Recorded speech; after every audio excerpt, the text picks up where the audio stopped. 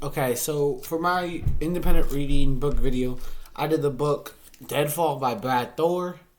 I got the book from the library. So, what is this book about? This book, the story takes place in Ukraine where there's a war going on. The book follows an elite killer named Scott Harvath as he is sent on a dangerous mission to track down an American nurse who was taken by a brutal team of Russian mercenaries who call themselves the Ravens. They have been committing crimes that cross lines even during war. As he moves through a war-torn battlefield, Harvath has to deal with the deadly encounters and a race against time. So it's very much a thriller.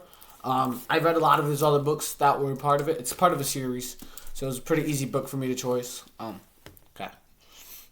So what did I like about this book? Something I like about this book is all the suspense and fighting. It makes the story interesting. It makes you feel as though you're like watching a movie in your mind.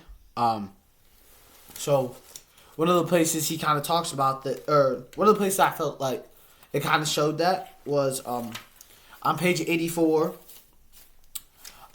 It says, "What if the snipers planned to continue to lie in wait to take out anyone who arrived to render assistance? The bloodbath," Harvath realized, "would only get worse. He couldn't let that happen. He needed to act."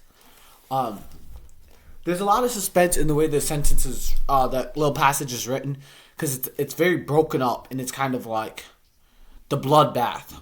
Harvath realized would only get worse. He couldn't let that happen. He needed to act. Just those short little sentences, just helps build up kind of the scene that's about to come, and it's like you wonder, is he gonna survive?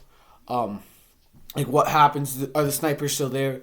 So there's a lot of, I feel like there's just a lot of suspense, and that was after a lot of fighting already. So it's kind of it.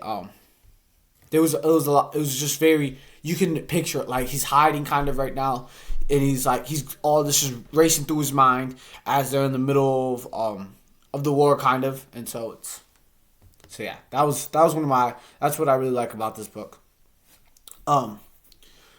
So what does this book teach you? This book is about the morality of doing what's right always. So I feel like a good passage that kind of illustrates this is towards the end of the book. It's kind of common to have the theme or whatever at the end. And it says, before leaving the mill, Harvath had offered them for the third and final time one last chance to bow out. No one had taken him up on the offer. They had all intended to see this through with him. They were good and decent men, true warriors. So just to give a little context into the school, Harvath was originally set on the mission just by himself, but then was able to convince the Ukrainians to give him a group of soldiers, and so yeah, those are the men that Harvath is talking about. But up until this point, they had been through a ton of stuff together. They had been through a war with a little battle with the Russians already. They had been ambushed. They had trekked all the way across the front lines. I mean, this was the moment they had all kind of waited for, and so it really shows on what they're doing right and just the loyalty that they had to him, kind of, because even through all this, they had still decided to do what's right and complete what they had started, and that was getting back the American nurse. And it just kind of, I feel like this passage really illustrated how that was, and it was on page 310. Yeah. And now they were about to take the most dangerous leg of their journey, so it would have made sense if they had wanted to bow out. But all of the men decided to keep with it, stay true, and that's what really shows who you are. So two of my favorite passages from the book. One of them is in the book, and it says, "But as an old SEAL instructor of his liked to say, don't ever be part of the problem, be the entire problem." Page 157. So this is when they're in the battle with the Russians, and Harvath has an idea, but he's worried it's not going to get all of their attention. So he's like, what can I do to be part of that? He wants to draw everybody towards it, kind of sacrificing him in a way, and I feel like it just really kind of draws on that team leadership part of like he's willing to take all of this on his shoulders in order to let everybody else. And as a athlete, that really kind of resonates with me, because like I've been in situations where a lot it has come down to you at the last moment and what you can do, and like the kind of havoc that you can cause.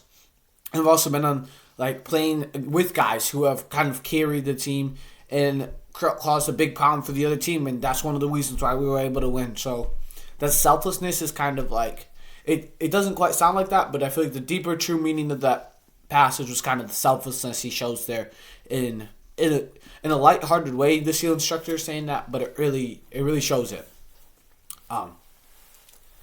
So then, one of my other favorite passages from this was on page 272, when he says, bringing them back to the tasting room, he opened them up, distributed the snacks to the kids, and explained to a couple of the ladies how the flameless ration heater works.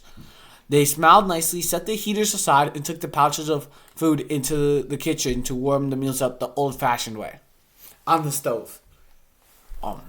I really like this passage because of or just to give a little bit of context, they had found a village, and the village had been raided and stuff, and so they were kind of, the villagers were just trying to survive, and since they had some extra food, they decided to share it.